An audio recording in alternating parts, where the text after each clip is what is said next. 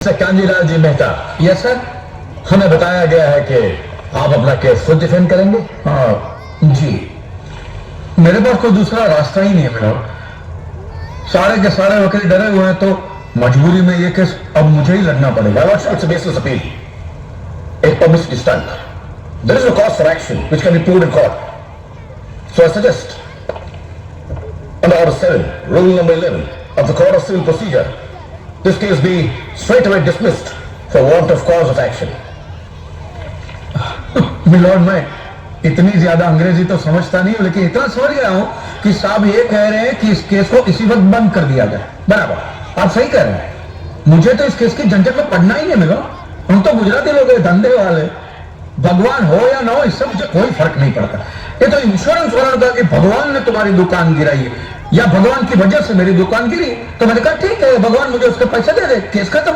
लेकिन भगवान तुम्हारी दुकान क्यों गिराएंगे? स्वामी जी प्लीज, जो कुछ भी कहना है विटनेस बॉक्स में आकर कहें।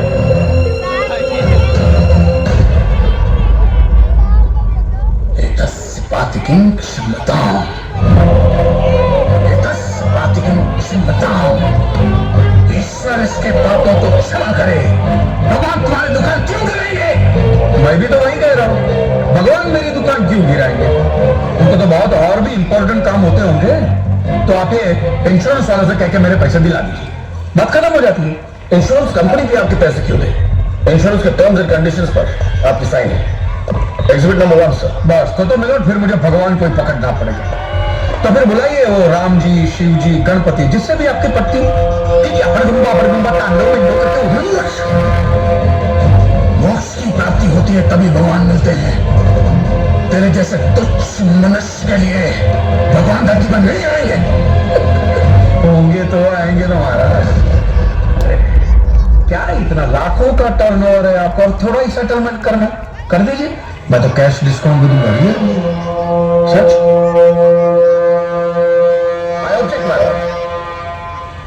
भगवान की सेवा कार्य को धंधा कह रहे मिस्टर कांजी? बिजनेस? हाँ, ये बिजनेस ही है मिलो, बिल्कुल बिजनेस है ये। किसी भी धर्म स्थल पे जाइए तो सबसे पहले पार्किंग का पैसा दो, फिर वो छोटी लाइन, स्पेशल लाइन में खड़े रहने का पैसा, फिर फूल, चद्दर, कैंडल खरीदने का पैसा, और दान पेटी बिल्कुल मूर्ति के सामने ही रखते, जैसे सर झुका पैसा डालना पड़ता है। और ये लोग तो भगवान के प्रसाद के लड्डू का भी पैसा लेते हैं मिलोड। जिस तरह म्यूजियम में मोम का पुतला दिखाकर पैसे लिए जाते, बात मंदिर में पत्थर का पुतला दिखाकर पैसा ले लेते। और पुजारियों की तो सैलरी भी होती है, इनकी छोटी है, उनकी बड़ी है। और आपको तो इनकम टैक्स में भी बेनिफिट है कि नहीं है? तो फिर इसमें सेवा कहां से? और मिलाओ, ये तो ऐसा धंधा है जिसमें कभी भी रिसेशन नहीं आता। नहीं, उल्टा रिसेशन में तो इन लोगों का धंधा डबल हो जाता है। हे भगवान, हे भगवान, हो भगवान। रिलैक्स। चलो मान लीजिए कि ये लोग धंधा करते हैं, फिर भी आपको पैसे क्यों दें? इंश्योरेंस में आप प्रीमियम भरते, इसलिए आप इंश्योरेंस से पैसे मांग सकते हैं, लेकिन मंदिर वाले आपको पैसा क्यों दे? क्योंकि मैंने इनके मंदिरों में भी प्रीमियम भरे हैं महाशय। What nonsense? ये मुझे विश्वास था, आप मेरी बात का विश्वास नहीं करेंगे, इसलिए मिलोड में सारे प्रूफ साथ लेकर ही आया। ये सब रेसिक मिलोड उस प्रीमियम की है जो मैं पिछले 18 सालों से भरते आ रहा हूं, मेरी वाइफ के कहने की वजह से। ये देखिए, पहला प्रीमियम मैंने भरा था 15 से 1 रुपये का।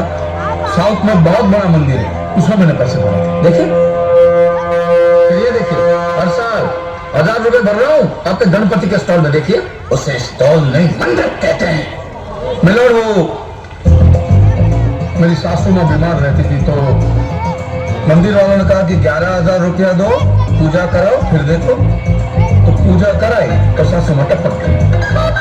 चलो वो तो अच्छा हो, लेकिन 11,000 भी दे, तो 1 भी रुपया रिफंड का नहीं दिया उन्होंने मुझे।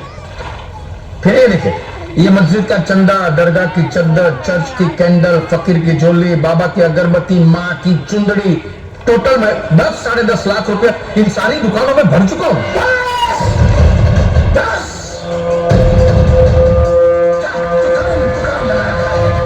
मंदिर कहते हैं, मंदिर। और मंदिर में लोग अपने परिवार की शांति और समृद्धि के लिए अपनी इच्छा से पैसा देते हैं। तो मैंने भी मेरे परिवार की शांति और समृद्धि के लिए ही पैसे भरे थे महाराज। कोई गंदा चूसने के लिए इन्वेस्ट नहीं किए थे।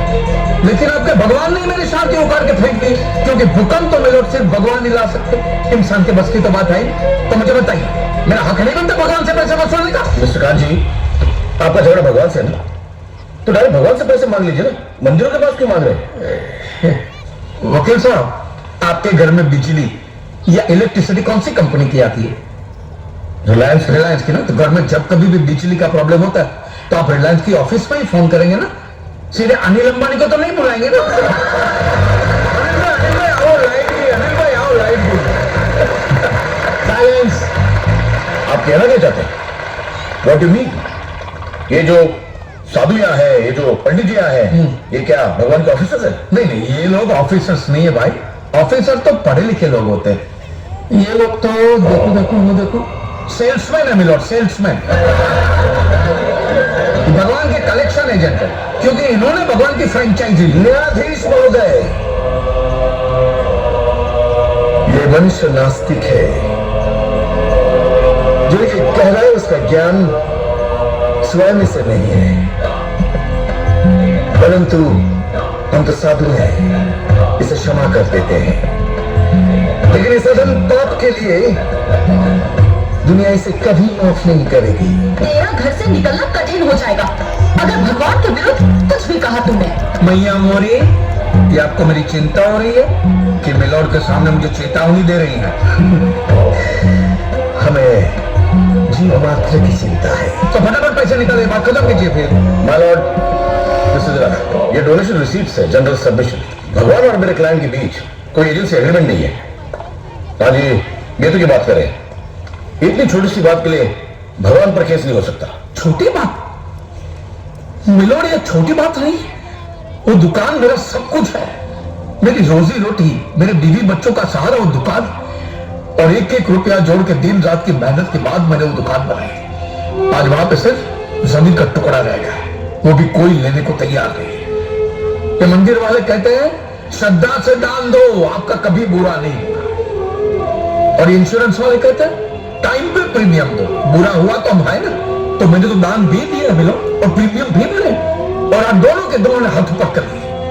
मैं एक मामूली आदमी, मिडिल क्लास में, मेरा परिवार, मेरे बीवी बच्चे रास्ते पे आ गए। नहीं मिलो, आपको मेरी बात इस अदालत में रखने का मुझे मौका देना ही चाहिए, और भारत का संविधान भी मुझे मेरी बात इस अदालत में रखने का हक देता है। प्लीज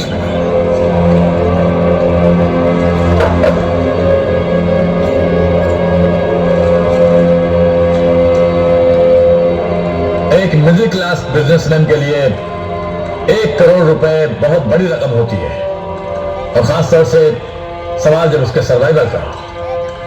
इसलिए यह अदालत कांजीलाल जी के मुकदमे को एक्सेप्ट करती है।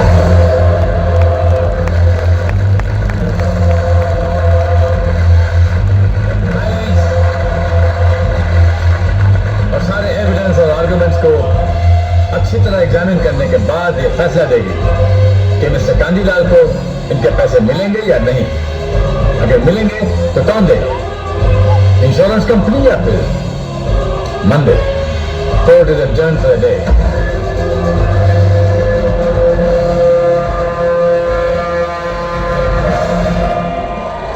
रुकिए महाराज, अब आप लोगों को जितनी पूजा करनी हो, आरती करनी हो, जितना घंटा हिलाना हो, सब हिला लीजिए। आपके भगवान ने मेरे अकेले की दुकान गिराई है, तो अब मैंने अकेले उसकी सारी दुकानों पर ताले नहीं लगवाए ना महाराज, तो मेरा नाम भी कांजी लालजी मेहता है। और ये मेरी आप लोगों के लिए कोई चिंता फिरता नहीं, खुली नंगी चेतावनी।